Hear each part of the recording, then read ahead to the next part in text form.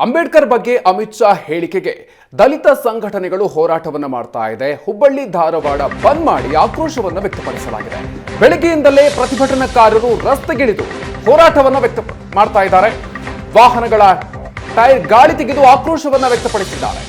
Bus, car, ಆಟೋದ ಟೈರ್ನ ಗಾಳಿ ತೆಗೆದಿದ್ದಾರೆ ಪ್ರತಿಭಟನಾಕಾರರು.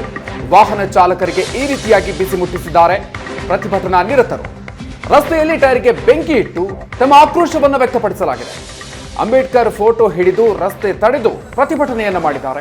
ಅಮಿತ್ ಶಾ ವಿರುದ್ಧ ದಲಿತ ಸಂಘಟನೆಗಳು ತಮ್ಮ ಆಕ್ರೋಶವನ್ನು ವ್ಯಕ್ತಪಡಿಸಿದೆ. ಈ ಸಂದರ್ಭದಲ್ಲಿ ರಸ್ತೆಗಿಳಿದಂತಹ ವಾಹನಗಳ ಟೈರ್ನ ಗಾಳಿ ತೆಗೆದು ಬಿಸಿ ಮುಟ್ಟಿಸಲಾಗಿದೆ. ಅಂಬೇಡ್ಕರ್ ಬಗ್ಗೆ ಅಮಿತ್ ಶಾ ನೀಡಿದಂತ ಹೇಳಿಕೆಯನ್ನು ಖಂಡಿಸಿ ಹುಬ್ಬಳ್ಳಿ ಧಾರವಾಡದಲ್ಲಿ ಪ್ರತಿಭಟನೆಯನ್ನ ಹಮ್ಮಿಕೊಳ್ಳಲಾಗಿತ್ತು. ಇವತ್ತು ಬೆಳಗಿನಿಂದಲೇ ಹಲವು ಸಂಘಟನೆಗಳು ಪ್ರತಿಭಟನೆಯಲ್ಲಿ ಭಾಗಿಯಾಗಿದ್ವು. ಈ ಸಂದರ್ಭದಲ್ಲಿ ಅಂಗಡಿ ಮುಂಗಟ್ಟುಗಳನ್ನು ಮುಚ್ಚುವಂತಹ ಕಾರ್ಯ, ಅದರ ಜೊತೆಗೆ ರಸ್ತೆಗಿಳಿದಂತಹ ವಾಹನಗಳ ಟೈರ್ಗಳ ಗಾಳಿ ತೆಗೆಯುವಂಥದ್ದನ್ನು ಕೂಡ ಪ್ರತಿಭಟನಾ ನಿರತರು ಮಾಡಿದ್ದಾರೆ. ದಲಿತ ಸಂಘಟನೆಗಳು ಹುಬ್ಬಳ್ಳಿ ಧಾರವಾಡ ಬಂದ್ ಮಾಡಿ ತಮ್ಮ ಆಕ್ರೋಶವನ್ನು ವ್ಯಕ್ತಪಡಿಸಿದೆ. ದೃಶ್ಯಗಳನ್ನು ಕೂಡ ನೀವು ಗಮನಿಸ್ತಾ ಇದ್ದೀರಿ. ಅಲ್ಲಿ ವಾಹನಗಳ ಟೈರ್ನ ಗಾಳಿ ತೆಗೆಯುವುದು, ಅದರ ಜೊತೆಗೆ ಬೆಂಕಿ ಹಚ್ಚಿ ತಮ್ಮ ಆಕ್ರೋಶವನ್ನು ವ್ಯಕ್ತಪಡಿಸಿರುವಂಥದ್ದು ಕೂಡ ನಡೆದಿದೆ. ಅಮಿತ್ ಶಾ ವಿರುದ್ಧ ದಲಿತ ಸಂಘಟನೆಗಳು ತಮ್ಮ ಆಕ್ರೋಶವನ್ನು ವ್ಯಕ್ತಪಡಿಸಿದ್ದಾರೆ.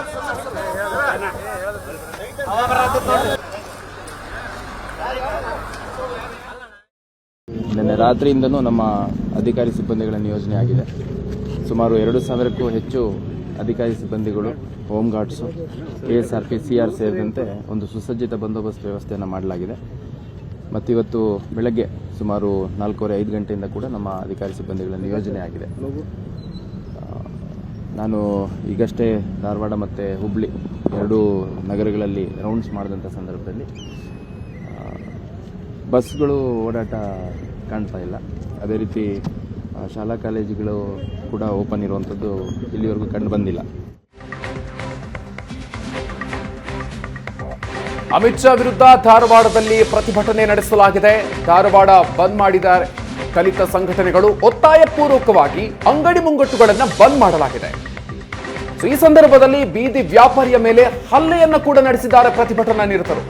ರಸ್ತೆ ಮೇಲೆ ನಿಂತು ಇಡ್ಲಿ ಮಾಡ್ತಾ ಇದ್ರು ವ್ಯಾಪಾರಿಯೊಬ್ರು. ಆ ವ್ಯಾಪಾರಿಗೆ ಥಳಿಸಲಾಗಿದೆ. ಕೈ ಮುಗಿದು ಬೇಡ್ಕೊಂಡ್ರು ಕೂಡ ಪ್ರತಿಭಟನಾಕಾರರು ಹಲ್ಲೆಯನ್ನು ಮಾಡಿದ್ದಾರೆ. ಆ ದೃಶ್ಯವನ್ನು ನೀವು ಗಮನಿಸ್ತಾ ಇದ್ದೀರಿ. ಅಮಿತ್ ಶಾ ಹೇಳಿಕೆಯನ್ನು ಖಂಡಿಸಿ, ಅಂಬೇಡ್ಕರ್ ವಿರುದ್ಧ ಅಮಿತ್ ಶಾ ಹೇಳಿಕೆಯನ್ನು ಖಂಡಿಸಿ ಪ್ರತಿಭಟನೆಯನ್ನು ಮಾಡ್ತಾ ಇರೋದು. ಆದರೆ ಈ ರೀತಿಯಾಗಿ ಬಡ ವ್ಯಾಪಾರಿಗಳ ಮೇಲೆ ಆ ಒಂದು ಪ್ರತಿಭಟನಾ ನಿರತರು ಹಲ್ಲೆಯನ್ನು ಮಾಡ್ತಾ ಇರುವಂತಹ ಘಟನೆಗಳು ಈಗ ಪ್ರತಿಭಟನೆ ಯಾವ ಹಂತಕ್ಕೆ ಹೋಗ್ತಾ ಇದೆ ಅನ್ನುವಂಥದ್ದನ್ನು ಕೂಡ ಪ್ರಶ್ನೆ ಮಾಡುವಂತ ಒಂದು ರೀತಿಯಾಗಿದೆ. ಒತ್ತಾಯಪೂರ್ವಕವಾಗಿ ಅಂಗಡಿಗಳನ್ನ ಬಂದ್ ಮಾಡಲಾಗ್ತಾ ಇದೆ.